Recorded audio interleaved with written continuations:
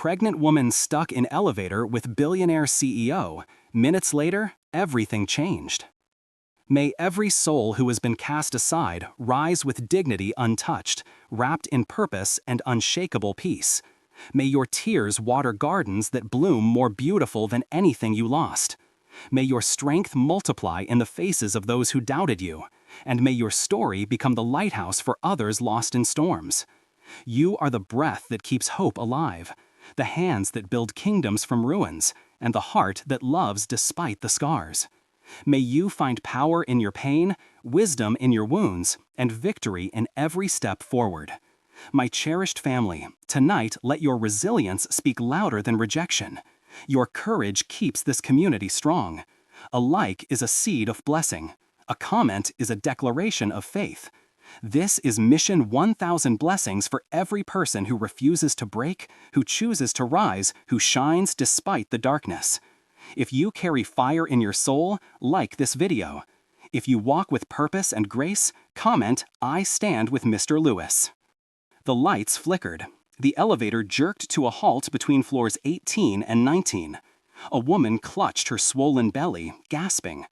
Standing before her was a man in a $1,000 suit, still typing furiously on his phone. "Cancel the Singapore merger. I don't care what they're offering. We're not selling." He turned, irritated. "Can't this thing move faster?" She pressed herself against the elevator wall, breathing through a contraction. I think something's wrong." He finally looked up, really looked. Her face was pale, covered in sweat. Her hands trembled against her stomach. The hospital visitor badge clipped to her worn jacket read, "Visitor, Oncology Ward." "Are you?" he started. "7 months," she whispered. "Twins. And I'm bleeding." Have you ever been trapped with a stranger who held your life in their hands? Have you ever made a choice so terrible that karma came for you 20 years later? This is a story about 2 people who fell before they learned to climb, about secrets worth billions, about a father who chose profit over thousands of lives, including his own daughters.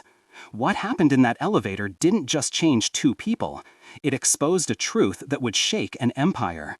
And it started with a single drop of blood on a cold metal floor. Marcus Chen was 42 years old, a billionaire, a pharmaceutical magnate who'd built an empire on patent rights and calculated risk. He owned the building they were trapped in, owned half the city block actually. His company, Vitalis Pharmaceuticals, had revolutionized cancer treatment, or so the world believed. He wore custom Italian suits. He had 3 ex-wives. He had a penthouse on the 60th floor with a view that cost more than most people earned in a lifetime. What he didn't have was a conscience. Not anymore. 20 years ago, he'd been different. He'd been a research scientist, idealistic, passionate about saving lives. Then he'd discovered something, a treatment protocol that could cure a specific aggressive form of leukemia. Success rate, 94%. He'd taken it to his mentor, Dr. Richard Castellano, the founder of Vitalis. Richard had looked at the research, looked at the cost per treatment projections, looked at Marcus, and said 6 words that changed everything. "We make more money managing it." Marcus had protested, argued, threatened to publish independently. Richard had smiled. "Do that, and I'll bury you. Your research, your reputation, your career. You'll never work in medicine again." So Marcus had made a choice. He'd stayed. He'd buried the cure. He'd climbed the ladder. When Richard died 5 years ago, Marcus inherited everything. The company, the secrets, the blood on his hands. Around his neck, hidden under his silk tie, he wore something. A small vial on a platinum chain. Inside it, a single dose of the treatment he'd buried. His daughter's dose. The one he'd made before destroying all the others.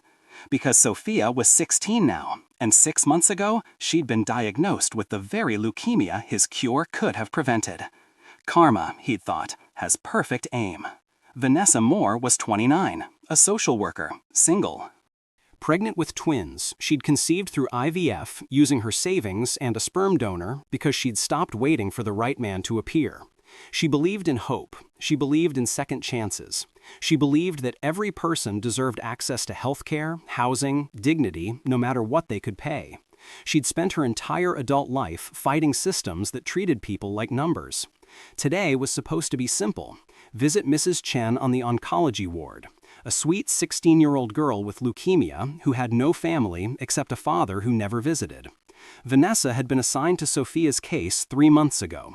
The girl was brilliant, kind, terrified, and dying. Vitalis Pharmaceuticals had her on their best available treatment.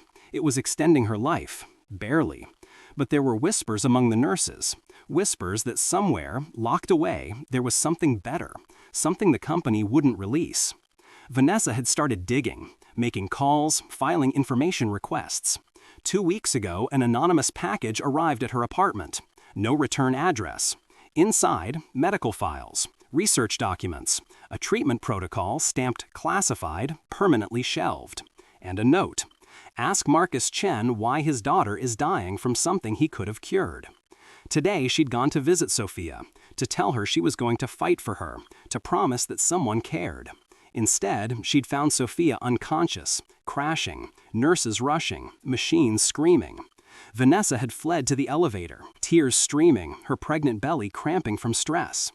And then, it stopped. The elevator shuddered, the lights dimmed to emergency backup, sickly yellow casting harsh shadows. Marcus stared at her. "You need a doctor. I need this elevator to move." Vanessa pressed the emergency call button. Nothing. No response. She tried again. Dead. Marcus pulled out his phone. No signal. "We're stuck. I figured that out." Another contraction hit. Vanessa doubled over, breathing through clenched teeth. Marcus moved without thinking, caught her arm, steadied her. "Breathe. Slow. In through your nose." She looked at him, surprised. "You know. I have a daughter." Had. Has. The tense was complicated. Vanessa straightened slowly. The contraction eased. She leaned against the wall, one hand on her belly. "How old?" 16. Sophia Chen. It wasn't a question. Marcus froze. His hand dropped from her arm. "How do you know my daughter's name?" "I'm her social worker." Vanessa met his eyes. "I've been visiting her for 3 months." "You wouldn't know. You've never been there." His face went cold. "You don't know anything about." "I know. She asks about you. Every time." "Has my dad called? Is he coming today?" Vanessa's voice cracked. "I know she's dying, and I know you don't care. Don't." The word came out sharp, dangerous. "Don't what?" "Tell you the truth." Vanessa stepped closer, fury overriding fear. "Your daughter is 16 years old. She's brilliant and kind and terrified, and she's dying alone because you can't be bothered to." "I'm there." Vanessa stopped. Marcus turned away. 3 a.m., when she's asleep. I sit by her bed. I hold her hand. I read to her. His voice cracked. "I can't face her when she's awake, because I did this to her." Silence fell between them, heavy, suffocating. "What do you mean, you did this?" Vanessa asked quietly. The elevator shuddered again, harder. Both grabbed the rails. The lights flickered once, twice, then died completely. Total darkness. Vanessa's breath hitched. Her hands found her belly protectively. I can't see." "Stay calm." Marcus's voice came from somewhere to her left. "Emergency power will kick in." "When?" "Soon." She fumbled for her phone. The screen lit up, a tiny island of light in the void. She turned it toward him. He was crouched by the control panel, tie loosened, jacket discarded. The vial around his neck caught the light. Platinum chain, clear liquid inside. "What's that?" she asked. Marcus looked up. The phone light caught his face. Exhaustion, grief, guilt carved into every line. "Something I should have released 20 years ago." Vanessa moved closer. She sat down across from him, the phone between them like a campfire. "Explain. Why? So you can hate me more efficiently?" "I don't hate you. I don't know you." Marcus laughed bitterly. "You know enough. Billionaire CEO. Absent father. Monster. Are you?" The question hung there. Simple. Impossible. Marcus reached for the vial, unplugged it from the chain, held it up to the light. The liquid inside glowed faintly amber. 20 years ago, I developed a treatment for acute lymphoblastic leukemia, the aggressive kind, the kind that kills children. His voice was steady, clinical, like he was reading a report. Success rate in trials, 94%. Cost per treatment, $3,000. Cure rate, permanent remission in 88% of cases. Vanessa stared. That's incredible. Why isn't it? Because my mentor taught me that curing diseases is bad business. Managing them, that's where the money is. Lifetime treatments, ongoing care, patents that never expire because the patient never gets better. Her hands tightened on her phone. You're lying.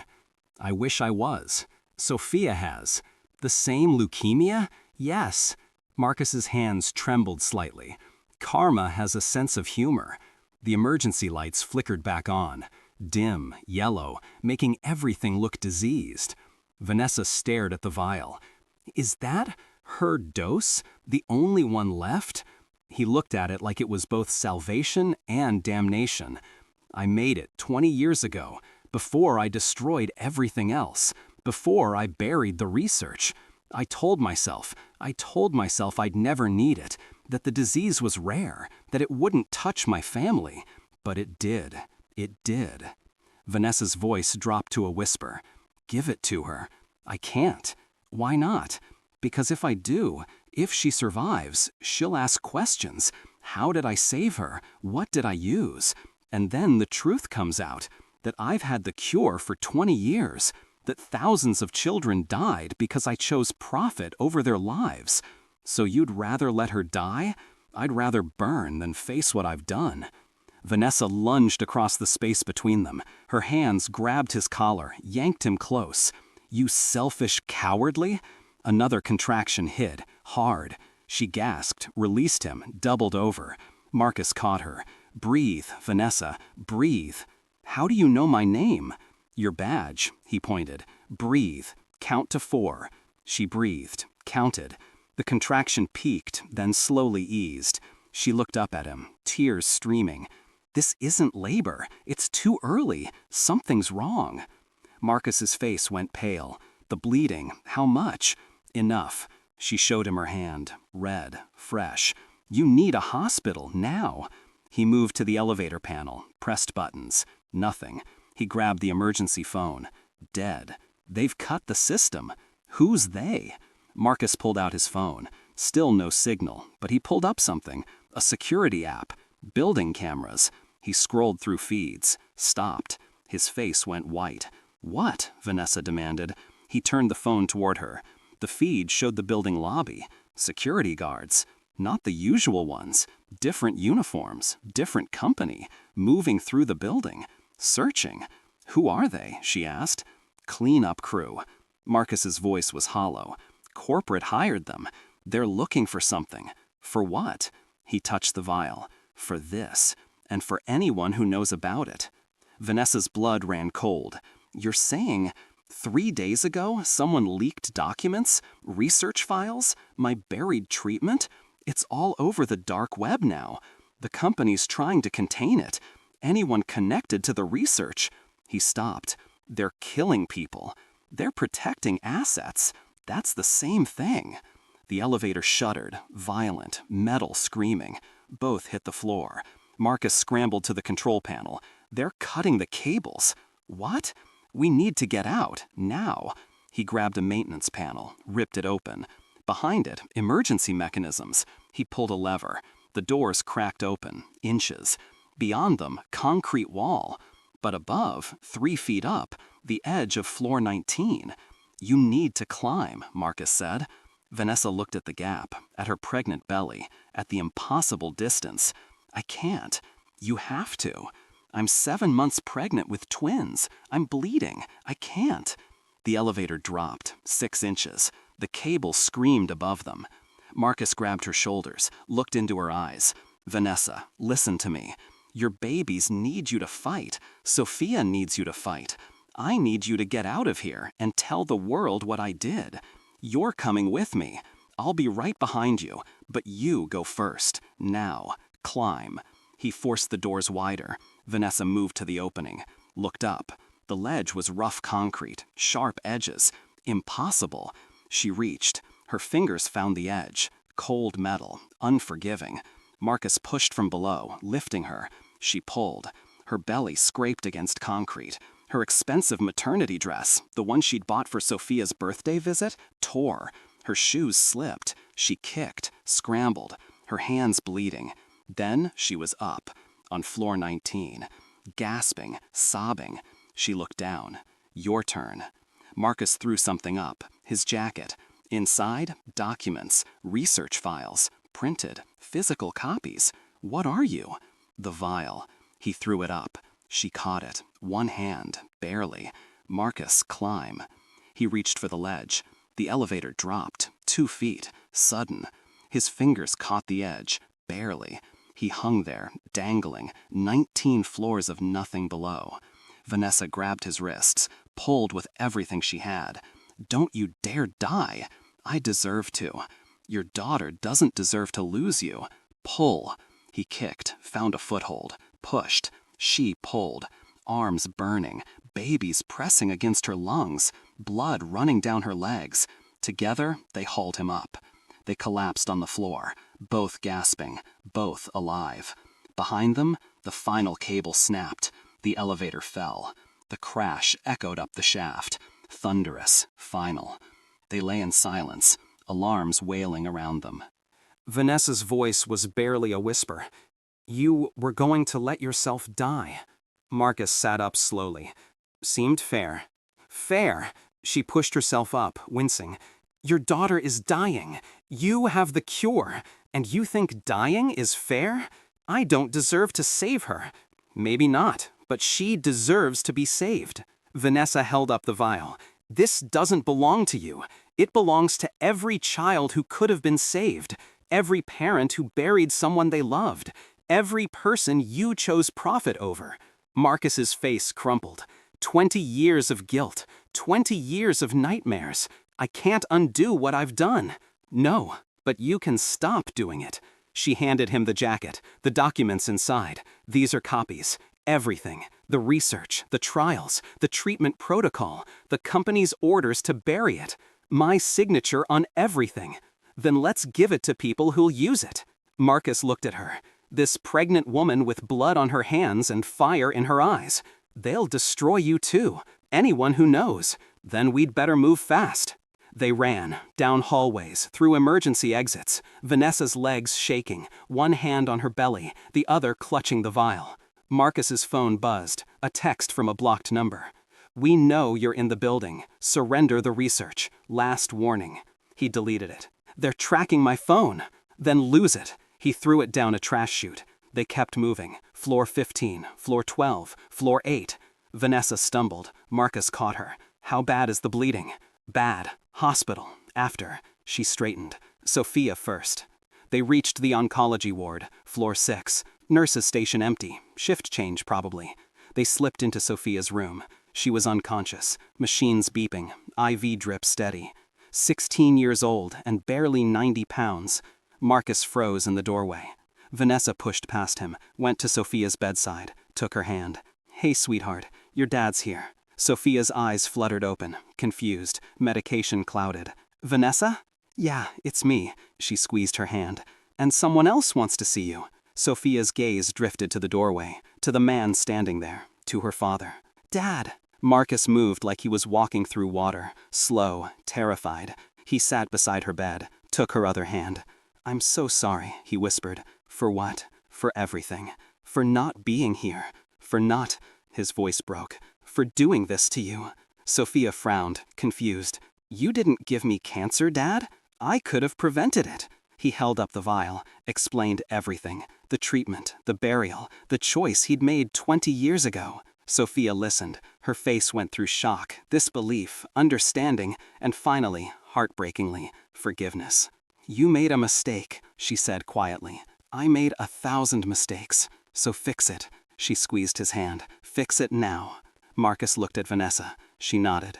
He administered the treatment. 1 dose, pushed through her IV. They watched the liquid disappear into her bloodstream. How long until it works? Sophia asked. 72 hours, maybe less. And if it doesn't, it will. He said it like a prayer, like a promise, like the first honest thing he'd said in 20 years. They heard footsteps, heavy boots, multiple people. Vanessa grabbed Marcus's arm. We need to go. Sophia looked panicked. What's happening? Nothing you need to worry about. Vanessa kissed her forehead. You're going to be fine. Your dad made sure of it. They slipped out. The hallway was filling with security, the cleanup crew, 6 men, armed. A voice called out, "Mr. Chen, we'd like to talk." Marcus stepped forward, putting himself between them and Vanessa. "I'm here. Let her go." The lead guard smiled. "Can't do that. She's a witness. She's pregnant and bleeding. She needs a hospital. She'll get one after we retrieve the company's property." Vanessa clutched the jacket tighter. The documents, the proof. Marcus's voice went cold. "You want the research? Come get it." He moved, fast, grabbed a fire extinguisher from the wall, swung it. Chaos erupted, guards rushing, Marcus fighting, Vanessa running, pregnant, bleeding, desperate. She made it to the stairwell, started down, floor 5, floor 4. Behind her shouting, gunshots. She kept moving, floor 3. Her legs gave out. She collapsed on the landing, gasping, cramping. The stairwell door burst open. Marcus, bloodied, limping. "Keep moving." "I can't." "Yes, you can." He pulled her up, supported her weight. They stumbled down together. Floor 2, floor 1. They burst into the lobby and stopped because the lobby was full. Police, federal agents, FBI vests, cameras. A woman in an FBI jacket stepped forward. "Marcus Chen." He raised his hands. "Yes, we received an anonymous tip about corporate malfeasance, buried research, homicide threats." She looked at Vanessa, at the blood on her legs. "We also received copies of documents, treatment protocols, financial records, all uploaded to a secure server 3 hours ago."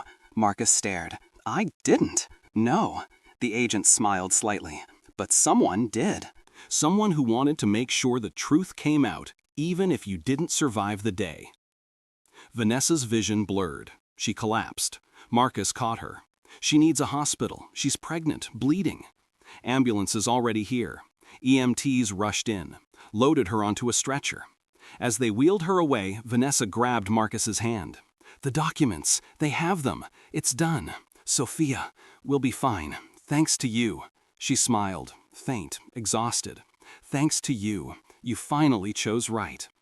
The paramedics lifted her into the ambulance. Marcus watched until the doors closed, until the sirens faded.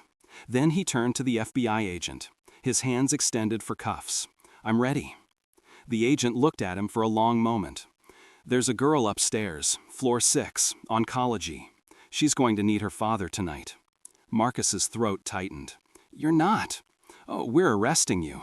The agent's face softened. "Just not tonight. Go be with your daughter, Mr. Chen. Tomorrow you answer for what you've done. But tonight, you get to be a dad." Marcus didn't wait. He ran. Back to the elevator shaft, now cordoned off with yellow tape. He took the stairs, climbed every floor, burst into Sophia's room. She was awake, eyes wide, scared. "Dad, what's happening?" He went to her, took both her hands, kissed her forehead. "Everything's changing, sweetheart. Everything." She searched his face. "Am I going to die?" "No." He pulled her close. "You're going to live, and I'm going to make sure of it." She held him tight, tighter than she had in years. "I'm scared." "Me too, but we're going to get through this, together." For the first time in 6 months, Marcus Chen allowed himself to hope. Not for himself. He knew what was coming. Prison, trials, the destruction of everything he'd built. But for Sophia. For all the children who would now have access to the treatment he'd buried. For Vanessa and her twins. For the truth. Hope felt terrifying, and necessary, and right. 2 floors down in a hospital bed, Vanessa Moore lay with an IV in her arm and monitors tracking her baby's heartbeats. The doctor stood beside her, charts in hand. "You're stable. The bleeding has stopped. Your babies are strong." She closed her eyes, relief washing over her. "Thank you." The doctor hesitated. "There's something else. Federal agents want to speak with you. About the documents you were carrying." "I know." "When you're ready." "I'm ready now." The agent who'd spoken to Marcus anchored, sat in the chair beside Vanessa's bed. "Miss Moore, you've had quite a night." "That's one way to put it." The agent smiled. "We need your statement, everything that happened in that elevator, everything Marcus Chen told you." Vanessa took a breath, then began to speak. She told them everything. The vial, the confession, the 20-year cover-up. Marcus's guilt, his choice to finally do the right thing, the buried research that could have saved thousands, the corporate killers sent to silence anyone who knew. She spoke for 2 hours. The agent recorded every word. When she finished, the agent closed her notebook. This is going to be the biggest pharmaceutical scandal in decades. Good. Let it be. People need to know. The agent stood. Get some rest, Miss Moore. You're going to be called as a witness. I'll be there. And, Miss Moore, the agent paused at the door. What you did tonight, running while pregnant and bleeding, protecting those documents, that took courage. Vanessa's voice was quiet. I just didn't want any more kids to die because someone chose money over their lives. The agent nodded. Sophia Chen is one lucky girl to have you fighting for her. I hope she makes it. Upstairs, Marcus sat by Sophia's bed as she drifted back to sleep. The treatment was in her system now, working, hopefully. He held her hand, and for the first time in years he prayed. Not to any specific God, just to whatever force in the universe might listen.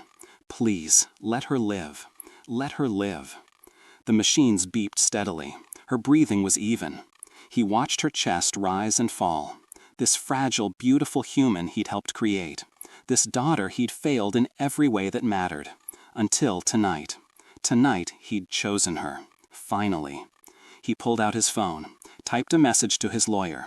I need you to draft something, a full confession, every detail of the buried research, every signature, every decision.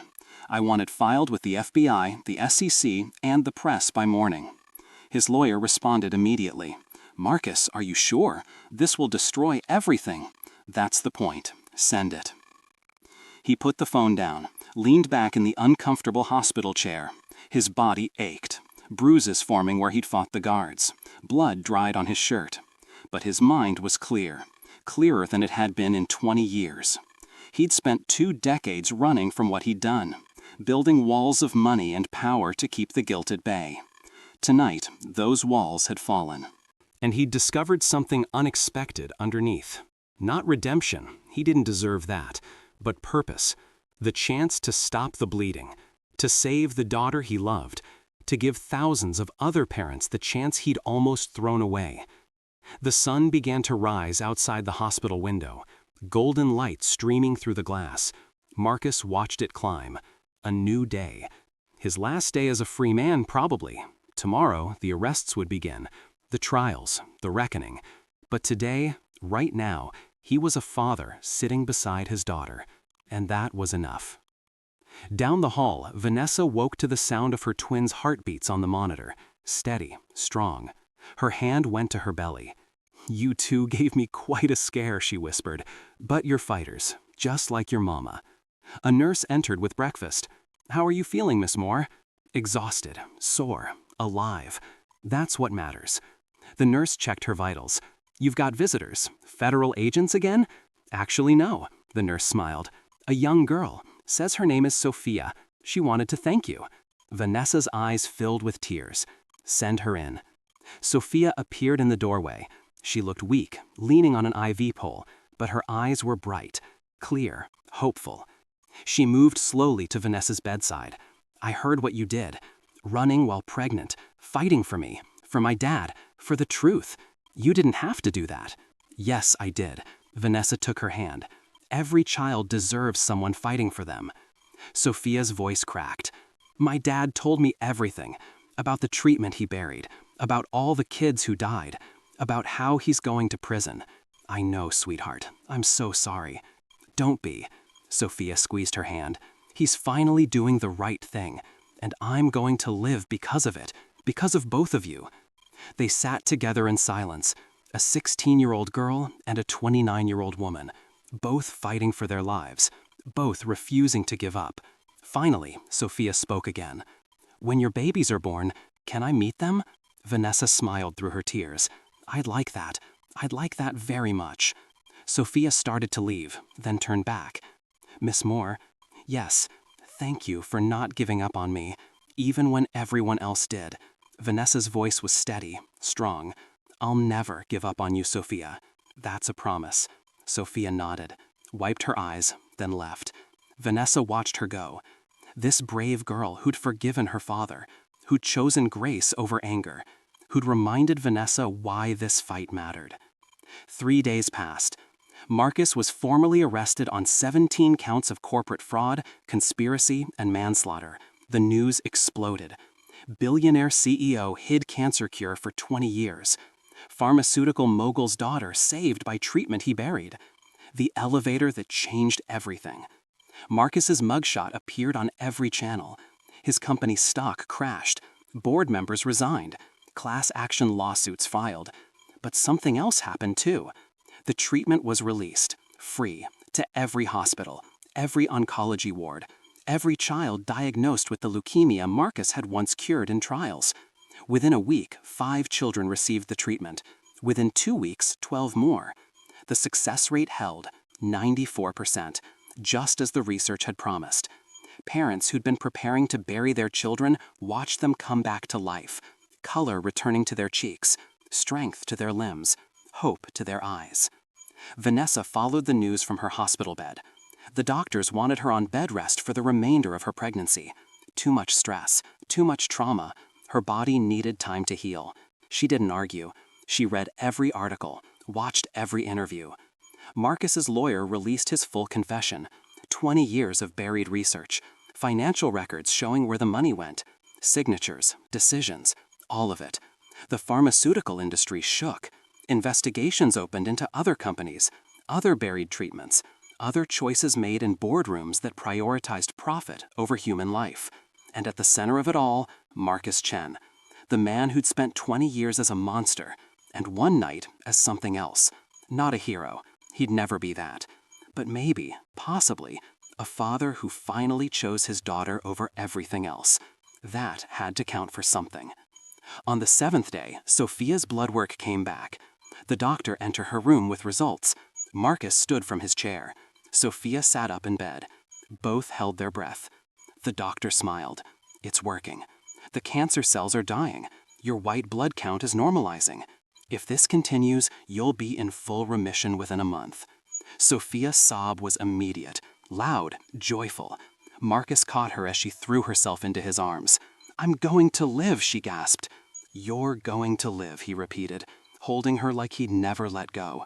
The doctor quietly left them alone, father and daughter, crying, laughing, clinging to this impossible, beautiful second chance. When Sophia finally pulled back, her face was wet but glowing. Dad, yes, sweetheart, I forgive you. Marcus's breath caught. You don't have to. I know, but I do. She took his hands. You made a terrible choice, and you're going to pay for it. But you also saved me, and you're saving other kids now. That matters. I don't deserve your forgiveness. Maybe not, Sophia smiled, but I'm giving it anyway, because holding on to anger won't heal me, and I want to heal. I want to live. Marcus pulled her close again. I'm so proud of you. I'm proud of you too, for finally doing the right thing, even though it cost you everything. It didn't cost me everything. He pulled back, looked at her. I still have you, and that's all that matters. They sat together as the sun set outside her window, father and daughter, both broken, both healing, both given a second chance they never expected. Tomorrow, Marcus would be transferred to a federal holding facility to await trial. His lawyers estimated 20 to 30 years in prison. He'd be an old man when he got out, if he got out. But tonight, he had this, his daughter, alive, forgiving, loving him despite everything. It was more than he deserved, and exactly what he needed. Vanessa gave birth 3 weeks later. Twin girls, 5 pounds each. Perfect. She named them Hope and Grace, because that's what they represented. Hope for the future, grace in the present. Marcus sent a card from his cell. It arrived the day she brought them home. Inside, a simple message. Thank you for saving my daughter, and for saving me. Below it, a check, made out to Vanessa, for $2 million. A note attached, for Hope and Grace's future, so they never have to fight as hard as their mother did. So they grow up knowing that one person can change the world. Vanessa cried when she read it, not because of the money, though that would change everything, but because of what it represented. A man trying to make amends, trying to use what he had left to do some good. She framed the note, hung it in the twins' nursery. A reminder that people could change, that choices mattered, that even when you fell, you could still choose to climb. 6 months passed. Sophia was in full remission, back in school, thriving. She visited Marcus every week in prison, brought him drawings, stories, updates on her life. He listened to every word like it was gospel, like she was the miracle he'd stopped believing in. And she was. Vanessa brought the twins to visit twice. Marcus held Hope and Grace with trembling hands. These tiny humans who'd been in the elevator with their mother, who'd survived the fall, who represented everything good that had come from that terrible night. "Thank you," he whispered to Vanessa, "for everything. You chose to climb," she said simply, "when it would have been easier to let go. That's all any of us can do." Marcus looked at Sophia, at the twins, at this woman who'd refused to let him die in his guilt. "You're right," he said. "We climb, or we don't climb at all." The trial began that fall. Marcus pled guilty to all charges, refused to fight, took full responsibility. The prosecution asked for 40 years, the defense for 15. The judge, after hearing testimony from parents whose children were saved by the released treatment, sentenced him to 25 years, with possibility of parole in 12. It was harsh, it was fair, it was the price of 20 years of buried conscience. Marcus accepted it without protest.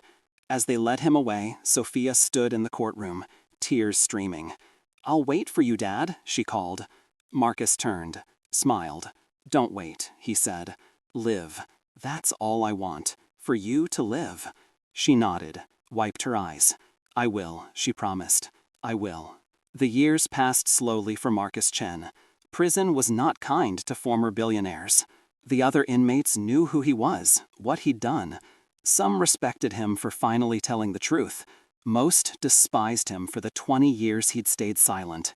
He took their anger, their contempt, their occasional violence. He deserved it. Every bruised rib, every sleepless night, every moment of isolation. This was his penance, and he would serve it fully. But Sophia kept her promise. She visited every single week, sometimes twice. She brought photos, report cards, college acceptance letters, updates on her life that was blooming because he'd finally made the right choice.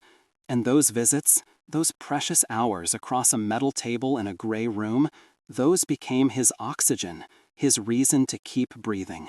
Vanessa visited too. Less frequently, but consistently. She brought the twins. Hope and Grace grew from infants to toddlers before his eyes.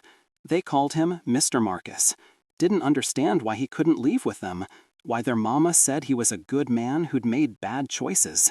But they brought drawings, sticky hands pressed to the glass partition, laughter that echoed in places that rarely heard joy. And Marcus treasured every second. "You didn't have to keep coming," Vanessa said once. The twins were 3 years old, coloring at a table nearby while guards watched. "I know," Marcus replied. "But you changed my life. You gave me back my daughter. The least I can do is show your girls that people can change, that mistakes don't have to be the end of the story." Vanessa studied him. He'd aged in prison, gray streaking through his hair, lines deepening around his eyes. But something else had changed too, a softness, a peace. "You're different," she said. He nodded. "I'm becoming the person I should have been 20 years ago." "Better late than never." "Better late than never," she agreed. They sat in comfortable silence, watching Hope and Grace argue over a red crayon. "Those girls are lucky to have you," Marcus said quietly. "They're lucky to have lots of people fighting for them." She met his eyes. "Including you. Even from in here, you're teaching them something important." "What's that?" "That it's never too late to choose differently. That climbing back up matters, even when you've fallen as far as you can fall." Sophia graduated high school with honors, full ride to Stanford, pre-med. She wanted to be an oncologist, wanted to save kids the way she'd been saved. Marcus watched the graduation on a tablet the prison provided for good behavior. He sobbed through the entire ceremony, pride and grief mixing until he couldn't tell them apart. She visited the next week, Graduation gown still hanging in her dorm room. "I did it, Dad." "You did, sweetheart, and I'm so incredibly proud of you." She reached across the table, took his hands. "I couldn't have done it without you. You did all the work." "No," she squeezed harder. "You gave me life twice. Once when I was born, and once in that hospital room when you finally chose me over everything else. Both matter." The treatment Marcus had buried became standard protocol worldwide. Over 5,000 children received it in the first 2 years. 4,700 survived, went into remission, got their lives back, got futures they'd been told were impossible. The other 300, those haunted Marcus, every single one. But Vanessa reminded him during a visit, "You can't save everyone, but you saved thousands. That has to mean something." "It does," he said, "but it doesn't erase the thousands who died before." "No," she was quiet, "it doesn't. You'll carry that forever." "I know." "Good," she met his eyes. "You should. The weight of what you did should never leave you. But don't let it crush you either. Use it. Let it remind you why the choice to climb matters." Marcus started teaching in prison.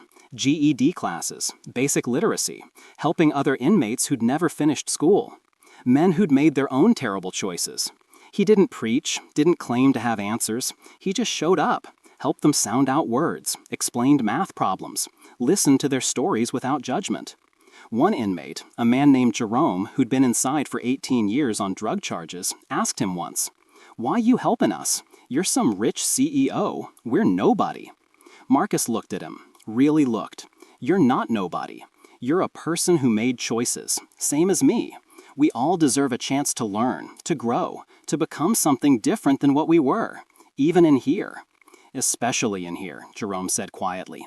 "Especially in here," Marcus agreed. Hope and Grace turned 5, started kindergarten. Vanessa brought them to visit wearing matching backpacks. "We learned the alphabet, Mr. Marcus," Hope announced proudly. "That's wonderful. Can you show me?" They recited it together, stumbling over LMNOP, giggling when they messed up, starting over with determination. Marcus felt something crack open in his chest. These children who had no reason to care about him, who showed up anyway, who reminded him that innocence still existed in the world, that joy was possible even in the darkest places. "Thank you," he whispered to Vanessa after the girls ran back to their coloring, "for bringing them, for not forgetting about me." "How could we forget?" she smiled. "You're part of our story, the hard part and the healing part. Both matter." Sophia finished her second year at Stanford, top of her class. She'd started volunteering at children's hospitals, reading to kids going through chemo, holding hands during treatments, being the presence she'd needed during her own battle. She told Marcus about it during a video call. "There was this little boy, 6 years old, leukemia, same kind I had. His mom was so scared. I sat with them, told them about the treatment, about you, about how sometimes the darkest moments lead to the brightest changes." Marcus's throat tightened. "What did they say?" "The mom cried, thanked me, said she'd heard about the scandal, about how you went to prison. But she said her son was alive because of what you finally did. That has to count for something." "Does it?" Marcus asked. "Does it count?" Sophia's face was serious. "Yes, Dad, it counts. It doesn't erase what came before, but it counts. You can hold both truths at once. You made terrible choices, and you also saved thousands of lives. Both are real." Marcus wiped his eyes. "When did you get so wise?" "I had a good teacher." "Who?" "You," she smiled. "You taught me that people are complicated, that we can be both broken and beautiful, selfish and selfless, lost and found. You taught me that by living it." He wanted to reach through the screen, hug her, tell her how much he loved her, how proud he was, how she'd saved him just as much as he'd saved her. "I love you, Sophia. I love you too, Dad. Keep climbing." "I will. You too. Always." Year 7. Marcus came up for his first parole hearing. The courtroom was packed. Victims' families, parents whose children had died before the treatment was released. They spoke about their loss, their anger, their belief that Marcus should serve every single day of his sentence. Marcus listened, didn't defend himself, didn't make excuses. When asked if he had anything to say, he stood, looked at each family. "I can't undo what I did. I can't bring back the children you lost. I can only tell you that I think about them every single day. Every single one. I carry their names, their faces, the futures they should have had, and I will carry them until the day I die. That doesn't make it right. Nothing can make it right. But I want you to know that your children mattered. They mattered then, and they matter now, and they will always matter. I'm sorry. It's not enough, but it's all I have. Then Sophia stood. She was 23 now, radiant with health, strong. She approached the bench. Your Honor, my name is Sophia Chen. I'm the defendant's daughter, and I'm alive because of the treatment he buried and then released. I know what he did was wrong. I know children died who shouldn't have. But I also know that since the treatment was released, 5,000 kids have lived. 5,000 families didn't have to bury their children. My father made a terrible choice 20 years ago. But 7 years ago, he made a different choice. He chose truth. He chose accountability. He chose to save lives, even though it cost him everything. She turned to look at Marcus, tears streaming. I'm not asking you to forget what he did. I'm asking you to recognize what he's become.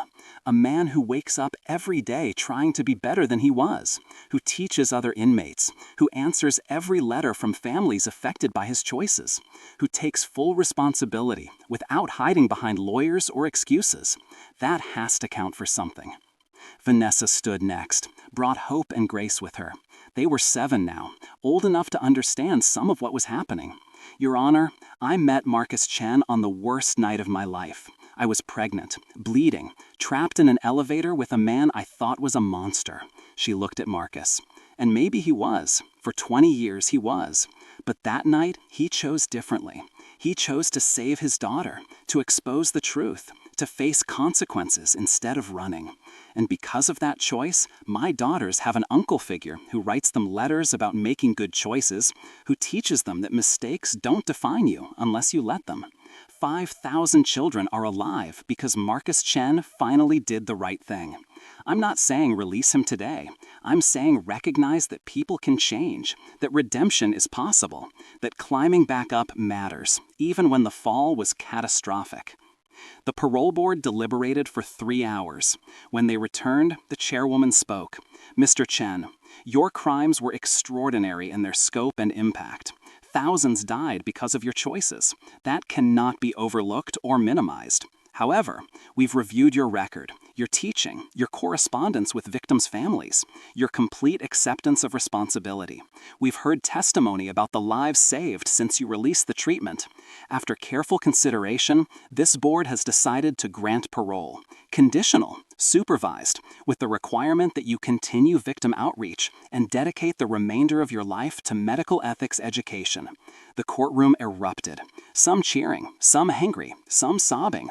Marcus stood perfectly still, unable to process what he just heard. Sophia ran to the barrier. Dad, you're coming home. 3 weeks later, Marcus walked out of prison. 12 years served, 13 to go on the outside. Sophia waited by the gate. Next to her, Vanessa, and Hope and Grace, holding a banner that read, "Welcome home, Mr. Marcus." He stopped walking, just stood there, looking at these people who'd refused to abandon him, who'd visited, written, believed he could be more than his worst choices. Sophia ran to him, threw her arms around him. "Welcome back, Dad." He held her tight, breathing in her perfume, her life, her forgiveness. "Thank you," he whispered, "for never giving up on me." "That's what family does," she said simply. "We don't give up." Vanessa approached next, the twins hanging back shyly. "Your Honor, I made it. I made it." He looked at her. "I wouldn't have without you. Without that night in the elevator when you refused to let me take the easy way out. 5,000 children are alive because Marcus Chen finally did the right thing. I'm not saying release him today. I'm saying recognize that people can change, that redemption is possible, that climbing back up matters, even when the fall was catastrophic." The parole board deliberated for 3 hours. When they returned, the chairwoman spoke. "Mr. Chen, your crimes were extraordinary in their scope and impact. Thousands died because of your choices. That cannot be overlooked or minimized. However, we've reviewed your record, your teaching, your correspondence with victims' families, your complete acceptance of responsibility. We've heard testimony about the lives saved since you released the treatment. After careful consideration, this board has decided to grant parole, conditional, supervised, with the requirement that you continue victim outreach and dedicate the remainder of your life to medical ethics education. The courtroom erupted. Some cheering, some angry, some sobbing. Marcus stood perfectly still, unable to process what he just heard. Sophia ran to the barrier. "Dad, you're coming home." 3 weeks later, Marcus walked out of prison. 12 years served, 13 to go on the outside. Sophia waited by the gate. Next to her, Vanessa, and Hope and Grace, holding a banner that read, "Welcome home, Mr. Marcus." He stopped walking, just stood there, looking at these people who'd refused to abandon him, who'd visited, written, believed he could be more than his worst choices. Sophia ran to him, threw her arms around him. "Welcome back, Dad." He held her tight, breathing in her perfume, her life, her forgiveness. "Thank you," he whispered, "for never giving up on me." "That's what family does," she said simply. "We don't give up." Vanessa approached next, the twins hanging back shyly. "You made it. I made it." He looked at her. "I wouldn't have without you. Without that night in the elevator when you refused to let me take the easy way out." "We climbed together," Vanessa said. "That's how it works." Hope and Grace finally came forward. "Hi, Mr. Marcus." "Hi, girls." He crouched down to their level. "Thank you for the banner." "We made it ourselves," Hope said proudly. "Mama helped," Grace added. "It's perfect," he felt tears coming. "You're perfect." "Can you come to our house now?" Grace asked. "We have a room for you." Marcus looked at Vanessa questioningly. She shrugged. "I have a spare room. Figured you'd need a place to start over. Parole requires a stable address." And the girls insisted. "Please say yes," Hope grabbed his hand. "We want you to stay with us." Marcus looked at these two children. Born on the same night, everything changed. Who had no reason to love him, but did anyway. "I would be honored," he managed to say. "Then it's settled," Vanessa said. "Let's go home." Home turned out to be a modest 3-bedroom house in a quiet neighborhood. Nothing like the penthouse Marcus once owned. But it had a backyard where the twins played, a kitchen that smelled like fresh bread, photos on the walls of Sophia's graduations, the girls' school events, regular life, beautiful life. Marcus's room was small. A bed, a desk, a window overlooking a garden. It was everything he needed. That first night he couldn't sleep, kept waiting for the sounds of prison, metal doors, shouting, the constant noise of men trapped together. Instead, he heard crickets, a dog barking somewhere distant, Hope's music box playing softly down the hall. He went to the window, looked up at stars he hadn't seen clearly in 12 years. "Thank you," he whispered to the universe, to karma, to whatever force had given him this impossible second chance. "I won't waste it." The next morning he started his community service, 8 hours a day, 5 days a week, speaking at medical schools about ethics, about the danger of profit over patients, about how easy it is to make one bad choice and then another and another until you've buried your conscience completely. The students listened with rapt attention. This man who'd fallen so far, who'd climbed back up inch by painful inch, who stood before them not as a cautionary tale, but as a living reminder that choices matter. Every single day they matter. After one presentation, a young woman approached. "My brother died from leukemia 8 years ago, before the treatment was released." Marcus's breath caught. "I'm so sorry." She nodded. "I hated you. For years, I hated you. But then I became a doctor, and I realized that the system that let you bury that treatment is still out there, still prioritizing money over lives, still making it easy for people to choose wrong." "So what changed?" Marcus asked quietly.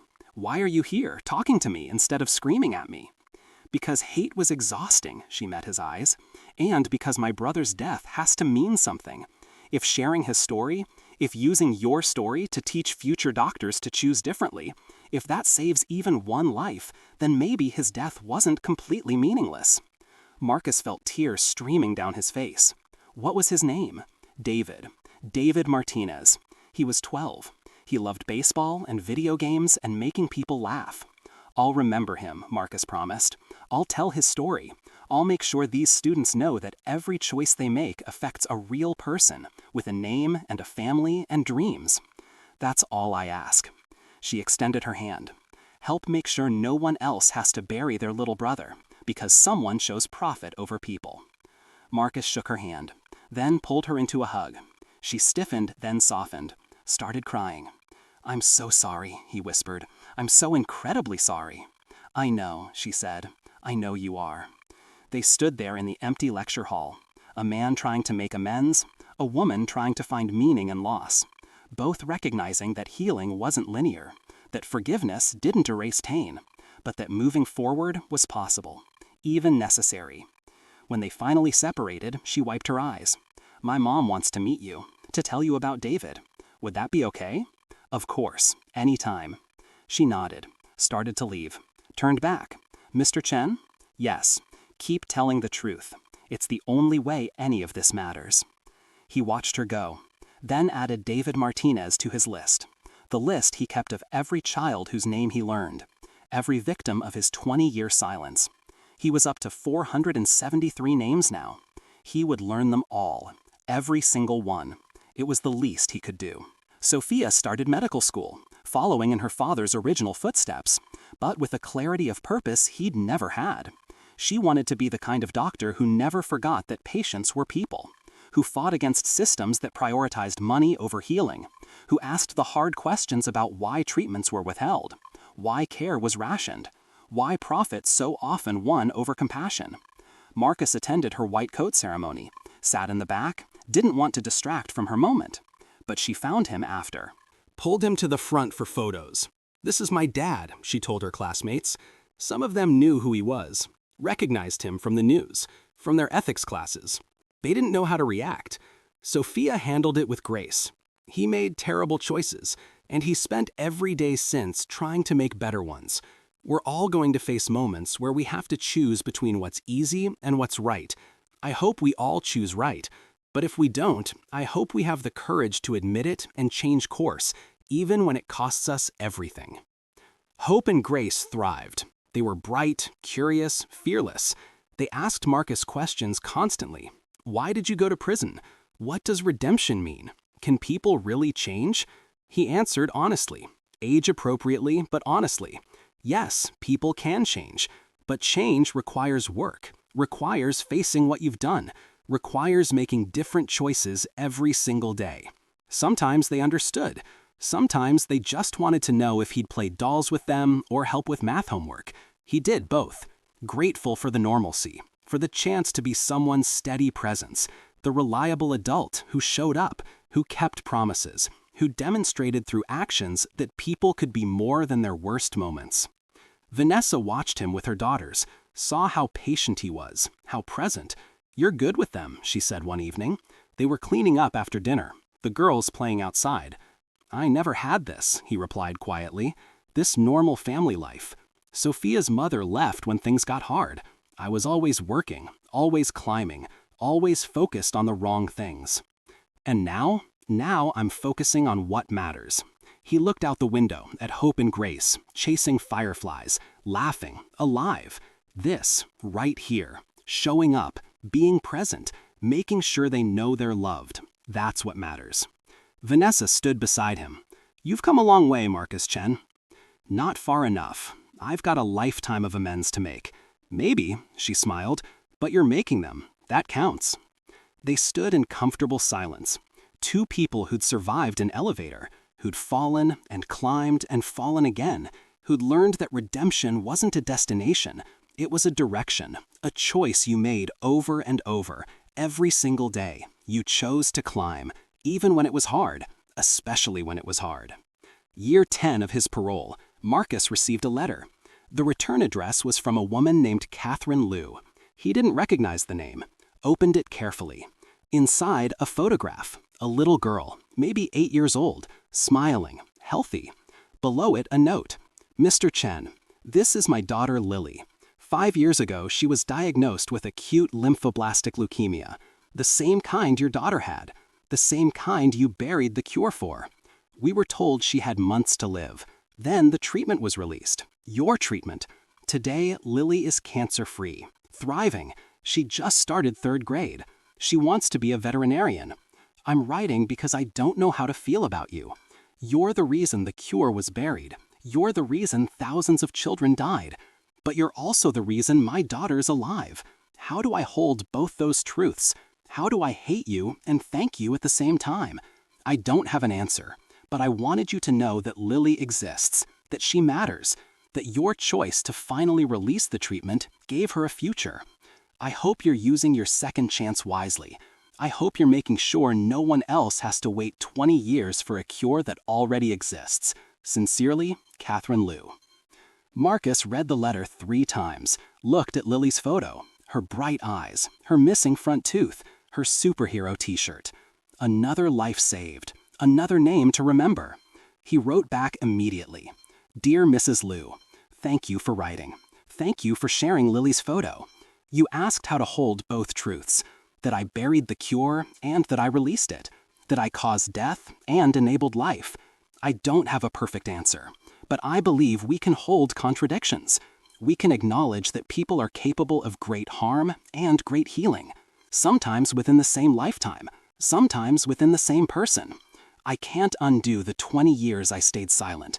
I can't bring back the children who died, but I can dedicate every remaining day to making sure Lily and the thousands like her have access to every treatment that exists, to fighting against systems that prioritize profit over patients, to teaching the next generation of doctors to choose differently than I did.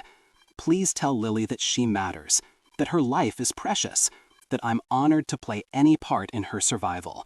And please know that I will carry the weight of both truths, the harm I caused and the healing I enabled. Both are real. Both matter. Both will shape every choice I make going forward. With deep regret and deeper gratitude, Marcus Chen. He added Lily Liu to his list, number 5,214. 5,214 children saved by the treatment since its release. He kept their names when families shared them. Lily, David, Sophia, Emma, Jackson, Rose, Marcus, Teresa. 5,214 reasons to keep climbing. 5,214 reminders that choices ripple outward, that one decision can destroy thousands of futures or create them. The weight of that truth never left him. He didn't want it to. It kept him honest, kept him humble, kept him focused on what mattered. Not redemption. He'd never fully have that, but direction, purpose, the determination to spend every remaining breath making different choices than the ones that had defined his first 42 years. Sophia graduated medical school, matched into pediatric oncology at Stanford Children's Hospital, the same hospital where she'd been treated, where she'd almost died, where her father had finally chosen her over everything else.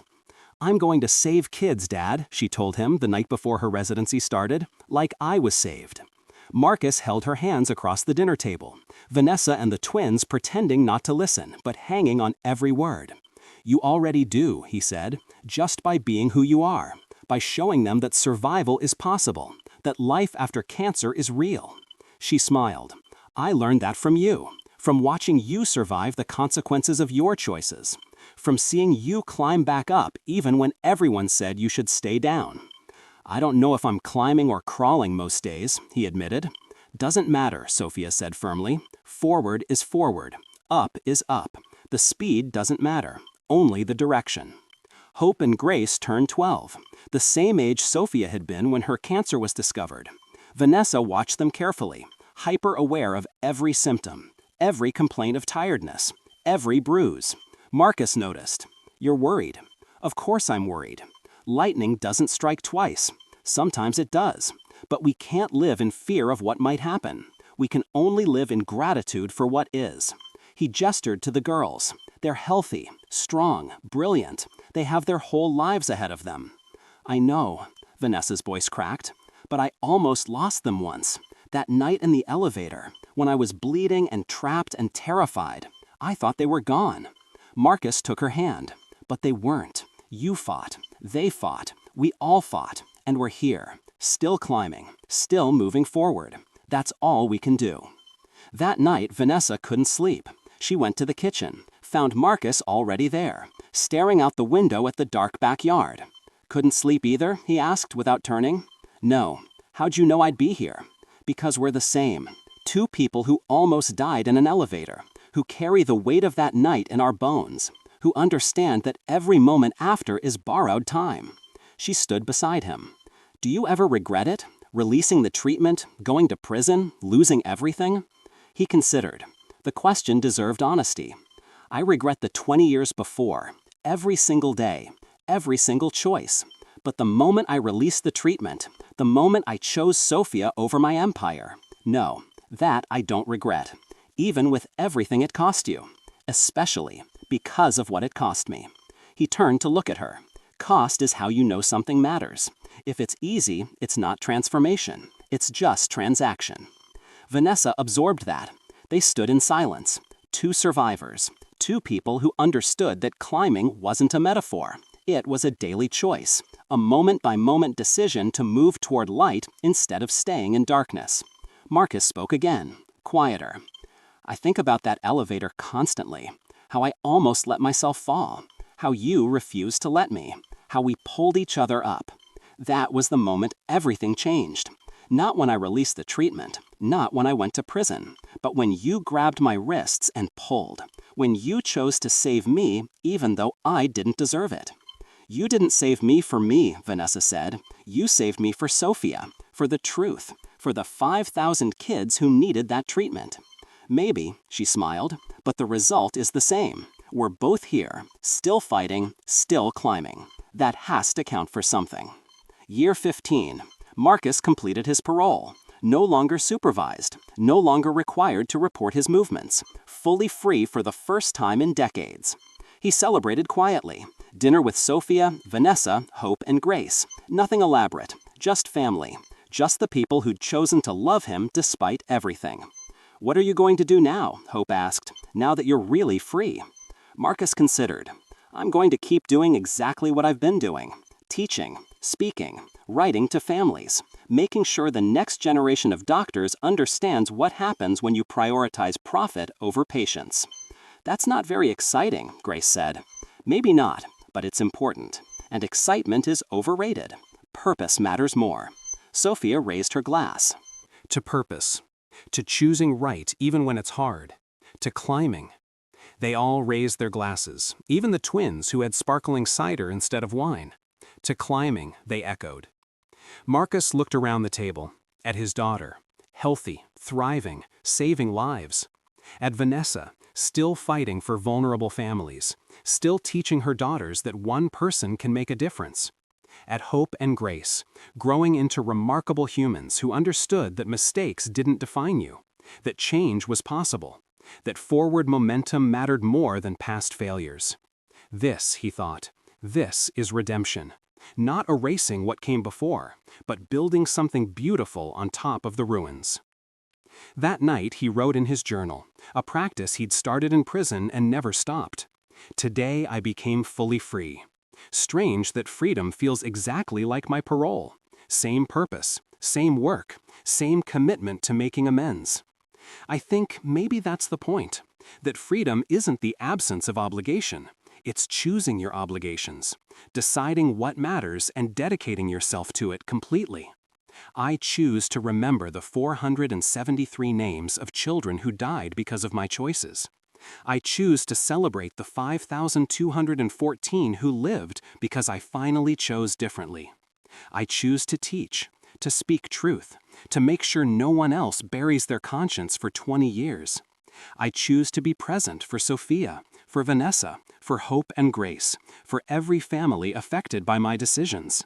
I choose to climb, every single day, even when I'm tired, even when the weight feels impossible. Because the alternative is falling back into darkness, and I've seen what that darkness does. I won't go back, not ever. I'll keep climbing until I can't anymore, and then I'll crawl, but I'll keep moving forward, always up." Sophia's first year of residency was brutal. 30-hour shifts, impossible decisions, children dying despite everyone's best efforts. She called Marcus one night, 3 a.m., sobbing. "I lost a patient today, 7 years old, leukemia, The treatment didn't work. We tried everything and it wasn't enough. Marcus listened, let her cry, didn't try to fix it or minimize it. When she finally quieted, he spoke. "I'm so sorry, sweetheart. I know it doesn't help, but I'm so sorry." "It's not fair," she whispered. "He was just a baby." "No, it's not fair. Medicine isn't fair. Life isn't fair. All we can do is fight like hell, and hold on to the ones we save, and grieve the ones we lose." "How do you carry it, the weight of all those losses?" "You don't carry it alone." He thought about his list, the names, the faces, the children whose deaths shaped every choice he made. You share it. You lean on people who understand. You remember that grief means you cared, that carrying their memory honors them. And you keep fighting for the next patient, the next family, the next child who needs you to choose them over your exhaustion or fear or doubt. Does it get easier? No, but you get stronger. They talked for another hour, father and daughter, doctor and former doctor. Two people who understood that healing was messy, that doing the right thing didn't guarantee good outcomes, that sometimes you fought with everything you had and still lost, but you fought anyway, because giving up wasn't an option, because the children deserved someone who believed they were worth saving. When they finally hung up, Marcus sat in his small room, listening to the house breathe, Hope and Grace asleep, Vanessa reading in her room. The ordinary sounds of family life. Life he'd almost thrown away. Life he'd been given back through a combination of grace and grit and a pregnant woman who refused to let him fall. He thought about Sophia, about her calling him in her darkest moment, trusting him to understand, to hold space for her pain. That trust felt sacred, like he'd finally become the father he should have been all along. Year 18. Hope graduated high school, valedictorian. She gave a speech about second chances, about how her uncle Marcus had taught her that mistakes weren't endpoints, that climbing back up mattered more than never falling. Marcus sat in the audience, Vanessa beside him, both crying. "She's talking about you," Vanessa whispered. "I know. How does that feel?" "Like I don't deserve it. Like I'm honored anyway. Like maybe all the climbing was worth it if it taught her something valuable." Hope continued speaking, her voice strong, confident. "My uncle Marcus went to prison for terrible choices he made. He could have stayed bitter, angry, broken. Instead, he chose to become better, to teach, to make amends, to show up for the people who loved him even when he didn't love himself. That taught me that we're not defined by our worst moments. We're defined by what we do after them. Do we stay down or do we climb? I choose to climb. I hope all of us choose to climb." The audience applauded. Hope stepped down, ran straight to Marcus, threw her arms around him. "Thank you for teaching me to never give up. Thank you for showing me what it means to change." Grace graduated 2 years later, also with honors, also with a speech about redemption and second chances, about how their family was built on the foundation of people choosing each other, choosing forgiveness, choosing forward momentum over staying stuck in past pain. Marcus cried again. Seemed like he cried at every milestone now, soft with age and gratitude. "I'm getting old," he told Vanessa after the ceremony. They were 70 and 57 now. Gray hair, slower movements, bodies marked by time. "We're all getting old," she replied. "That's the gift. We survived long enough to get old. Not everyone does." She was thinking of the children on Marcus's list, the 473 who never got to graduate high school, never got to grow old. Their absence was a permanent weight. He nodded, understanding without words. That's why we keep climbing. For them. For all of them. So their deaths mean something. So the children who come after have better chances. Sophia was 38 now, attending physician, head of pediatric oncology at 3 hospitals. She'd saved hundreds of children, lost some too, carried all of them. She visited Marcus every Sunday for dinner, brought her girlfriend Rebecca. They were talking about marriage, about maybe adopting, about building the family Sophia had always wanted. Marcus loved Rebecca, loved how she made his daughter laugh, How she balanced Sophia's intensity with gentle humor. How she fit into their chaotic, beautiful family like she'd always been there. When Sophia told him about the engagement, he hugged them both, cried, again. "I'm so happy for you, sweetheart." "Thanks, Dad." Rebecca smiled. "We'd like you to walk Sophia down the aisle, if that's okay." Marcus couldn't speak, just nodded, held them both. Thought about how far they'd all come from that night in the elevator, from the moment he'd almost chosen death over facing his choices. Look at us now, he thought. Look at what climbing built. The wedding was small, intimate, close friends and family. Marcus walked Sophia down the aisle, her arm linked through his. Both of them crying, happy tears this time, pure joy. When they reached Rebecca, he kissed Sophia's cheek, whispered, "I love you," then stepped back, watched his daughter marry the love of her life, watched her build the future she'd almost been denied, watched happiness bloom where cancer had tried to plant death. This, he thought, this is why I released the treatment, this moment, this life, this second chance. During the reception, Sophia gave a toast. "To everyone who's here today, thank you. Special thanks to my dad. Some of you know our story, how I almost died, how he saved me, how that choice cost him everything and gave me everything. Dad, you taught me that it's never too late to choose differently, that climbing matters more than how far you fell, that love is stronger than guilt. Thank you for choosing me.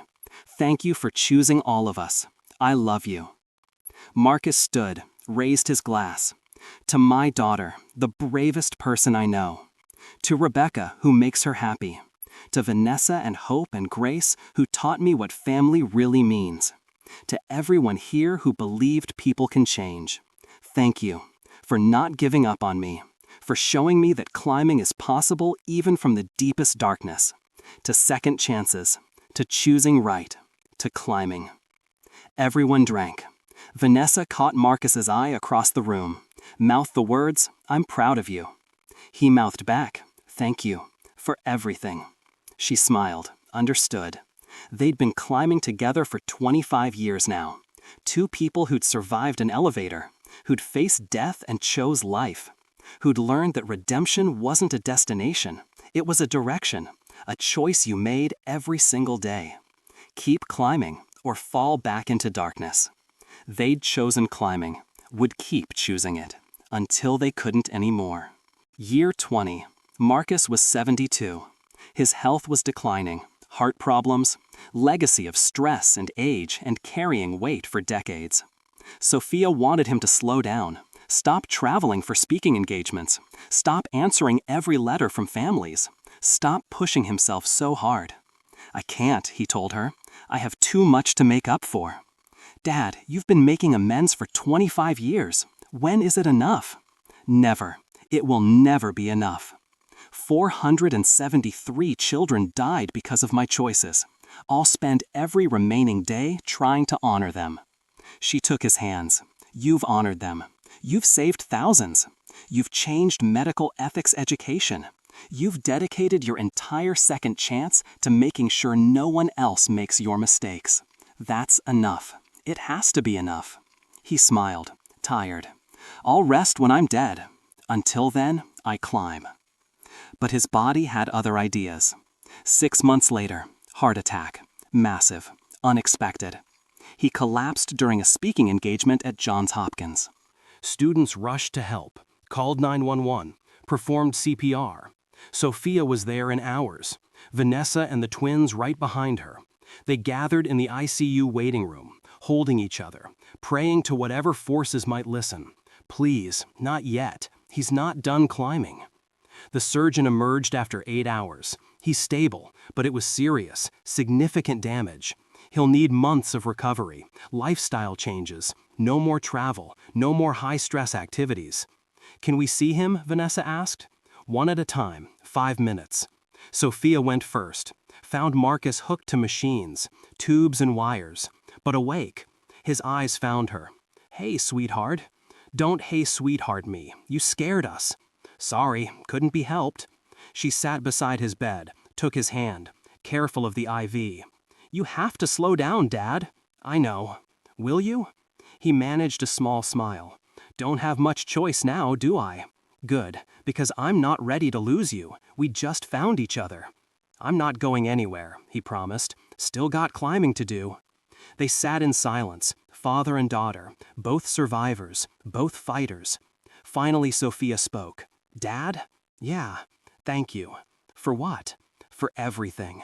For saving me. For showing me what it means to really live. For teaching me that second chances are precious.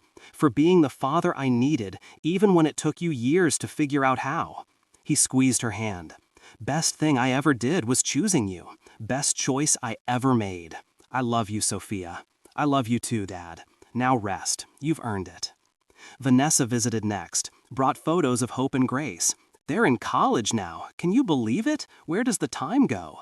Marcus looked at the photos. Two brilliant, beautiful young women, pre-law and social work, following in their mother's footsteps, fighting for justice and dignity. You raised them well. We raised them. He met her eyes. You gave me a family when I didn't deserve one. You taught me what showing up looks like. I'll never be able to repay that. You don't need to repay it, she smiled. That's not how family works. Family shows up, period. They sat together, two people who'd survived impossible circumstances, who'd built something beautiful from broken pieces.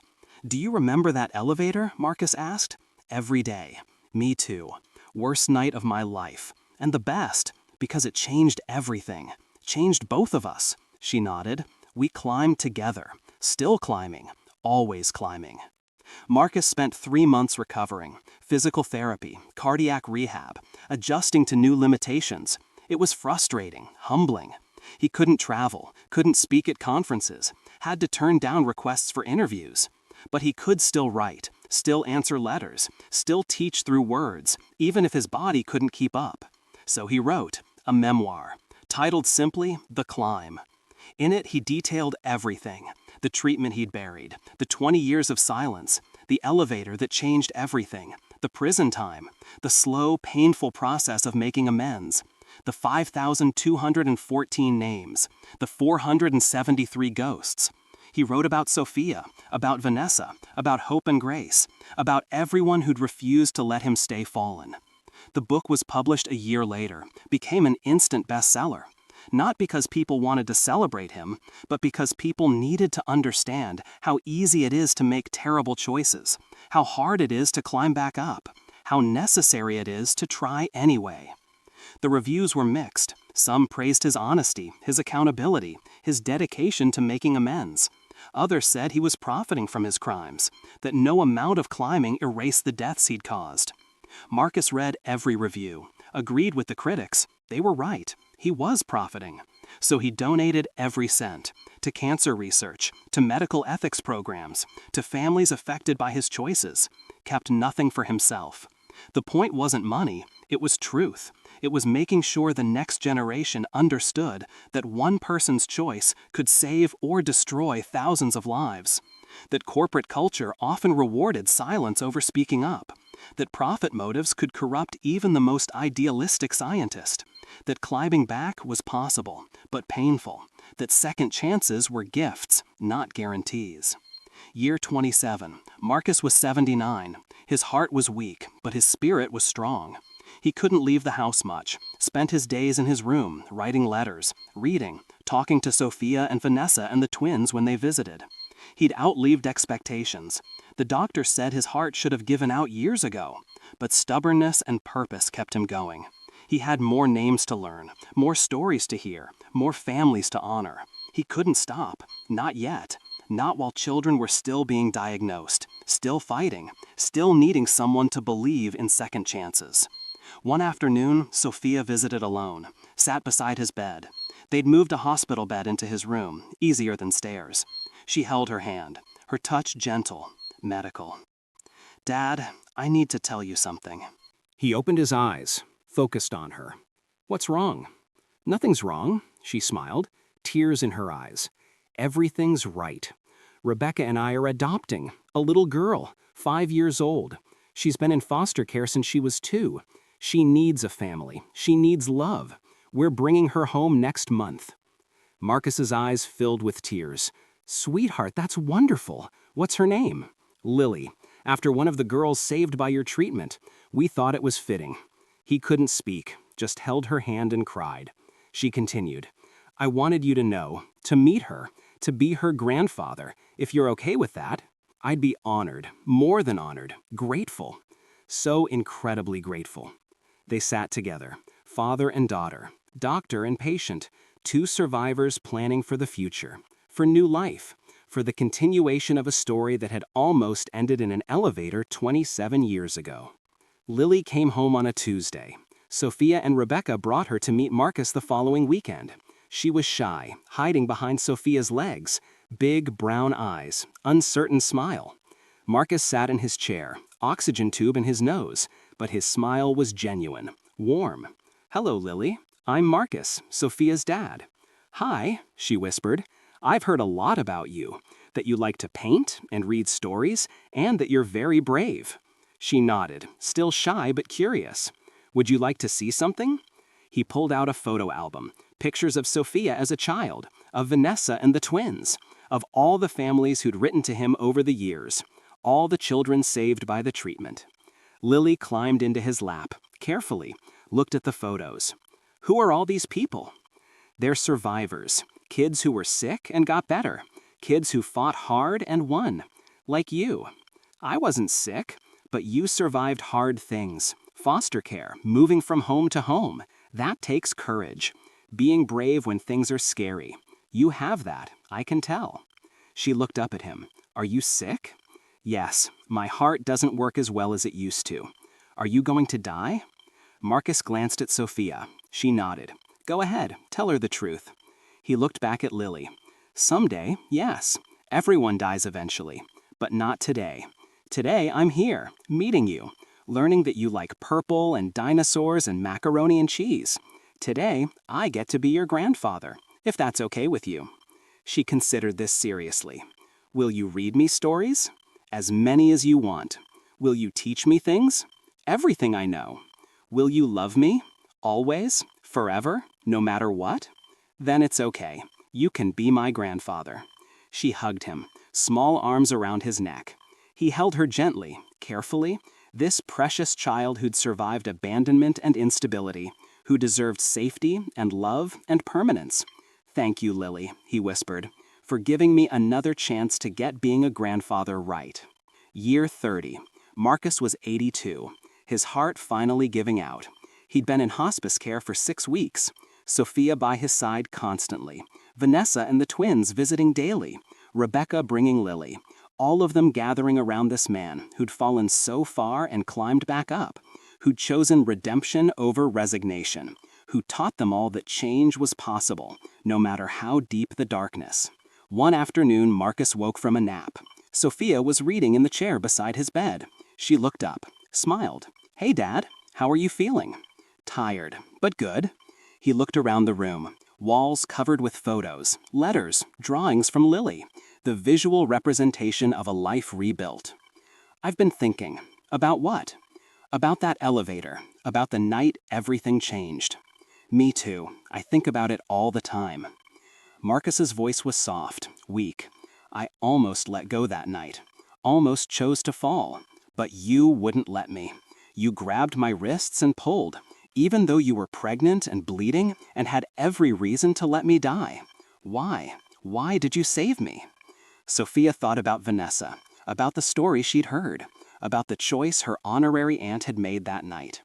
Because letting you die would have been easier than making you face what you'd done. And you needed to face it. We all need to face our choices, the good ones and the terrible ones. That's how we become better, by looking directly at who we've been and choosing to become someone different. Marcus nodded slowly. I'm grateful. For you, for Vanessa, for Hope and Grace, for Sophia and Lily, for every person who refused to give up on me. You gave me 30 years I didn't deserve. 30 years to make amends, to climb back up, to become something more than my worst choices. You earned those years, Dad, by showing up, by doing the work, by never stopping the climb. He smiled. Tired? Ready. I think I'm done climbing now. I think it's okay to rest. Sophia's eyes filled with tears. Yeah, Dad, it's okay to rest. You've climbed far enough. You've done enough. You can rest now. He closed his eyes, peace settling over his features. Thank you, Sophia, for forgiving me, for loving me, for being my daughter. Thank you for being my dad. For choosing me. For teaching me that it's never too late to change. I love you. I love you too, sweetheart. Keep climbing. Even when I'm gone. Keep climbing. Always, always. She held his hand as he drifted back to sleep, his breathing shallow but steady, the machines beeping their rhythmic reassurance. Not yet, not quite yet, but soon. Marcus Chen died 3 days later, surrounded by family, holding Sophia's hand. Vanessa and the twins there, Rebecca and Lily, all the people who'd chosen to love him despite everything. His last words were simple. Thank you. For everything. For the climb. Then he was gone. Sophia held him for a long time, crying, grieving, but also grateful. Grateful for 30 years, for the second chance, for the father he'd become after being lost for so long. They buried him in a simple grave. No elaborate monument. Just a headstone that read, Marcus Chen, scientist, father, climber. Chose redemption. The funeral was small, just family and a few close friends. But thousands sent letters. Families whose children had been saved by the treatment. Students he'd taught. Inmates he'd mentored. Doctors who'd learned from his mistakes. All of them writing to say he'd changed their lives. That his choice to climb had inspired them.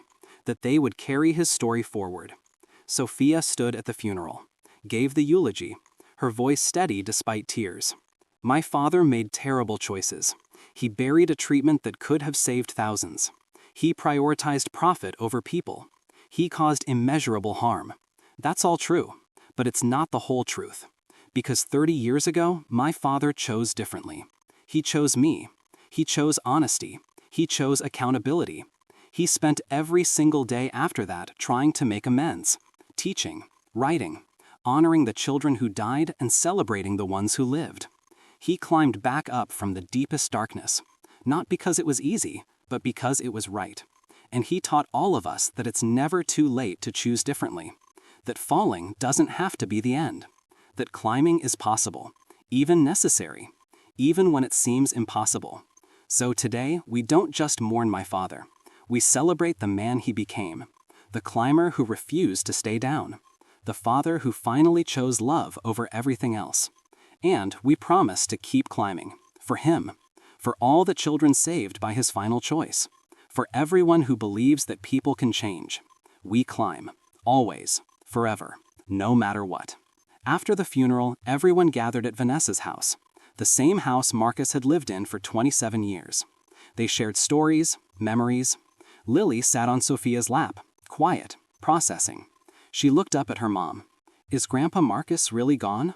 Yes, sweetheart. His body stopped working. But Sophia pulled her close. His love doesn't stop. That stays with us forever.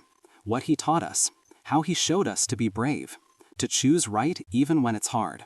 That never goes away. Will I forget him? Lily's voice was small, scared. No, we'll make sure you remember. We'll tell you stories, show you pictures, teach you what he taught us. About climbing, about never giving up, about second chances. Lily nodded, seemed satisfied, then asked, Can I still paint pictures for him? Of course. We'll hang them in your room, so he can see them wherever he is. Okay, I'll paint him a purple dinosaur. He'd like that. He'd love that, sweetheart. He'd love that so much. That night, Vanessa and Sophia sat in the backyard. Stars overhead, crickets singing. The same sounds Marcus had listened to for decades. He had a good life, in the end, Vanessa said. Better than he deserved.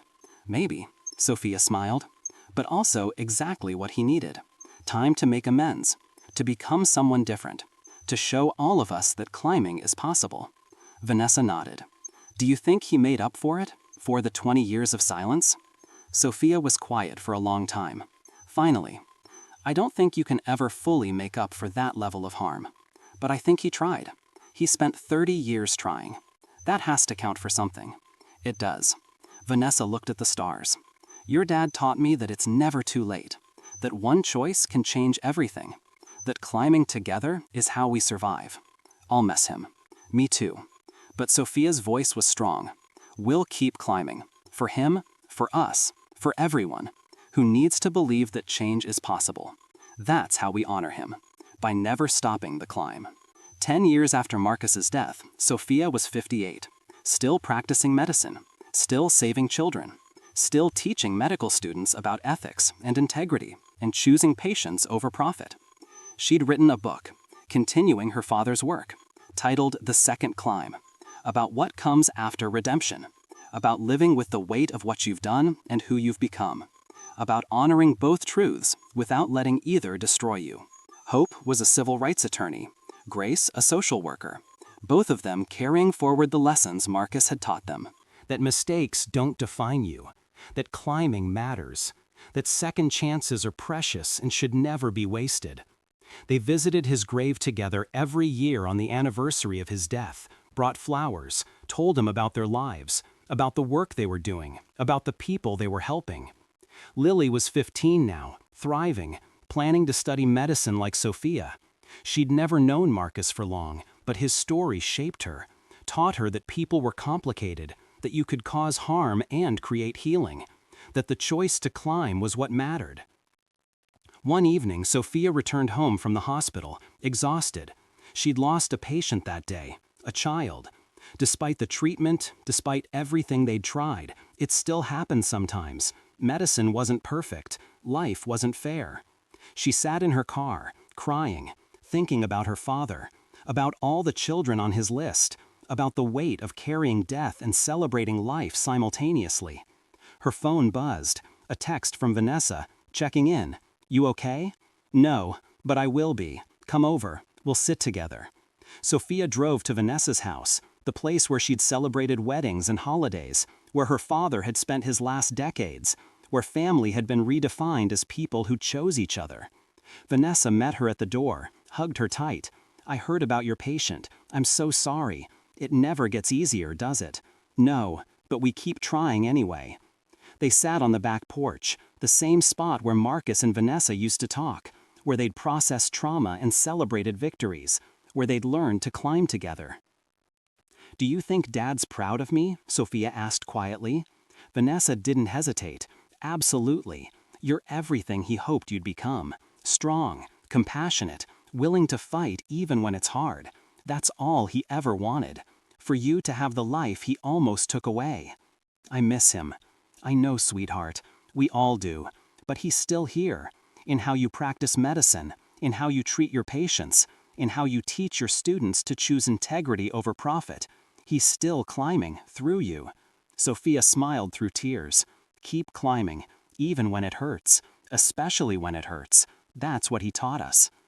They sat together, two women who'd survived impossible circumstances, who'd built lives on the foundation of second chances, who understood that climbing wasn't a metaphor. It was a practice, a daily choice, a commitment to moving forward even when the past weighed heavy.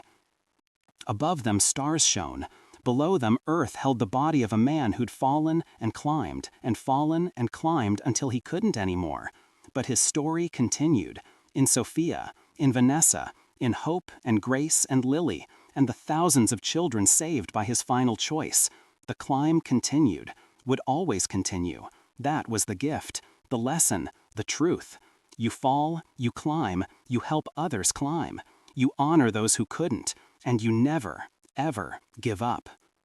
Because in the end, that's all redemption is. Not erasing what came before, not forgetting the harm caused, but choosing every single day to become something better than you were, to climb toward light instead of staying in darkness, to reach down and pull others up instead of pushing them down, to believe that change is possible, that second chances matter, that the direction you're moving is more important than where you've been. Marcus Chen learned that in an elevator, taught it through his life, left it as a legacy for everyone who'd listen. The woman who'd refused to let him fall, the daughter who'd forgiven him, the children who lived because he'd finally chosen them, the students who learned from his mistakes, all of them carrying the message forward. Keep climbing, even when you're bleeding, even when it's impossible, especially then. That's when climbing matters most. That's when you discover what you're really made of. That's when you transform from someone who fell into someone who climbs. And climbing, always climbing, forever moving towards something better. That's how you survive. That's how you honor the fallen. That's how you build a life worth living on the ruins of choices you'd give anything to undo. You climb, together, always, until you can't anymore. And then others climb for you, carrying your story, your lessons, your hope, forward, always up. The elevator may have stopped that night 30 years ago, but the climb never ends.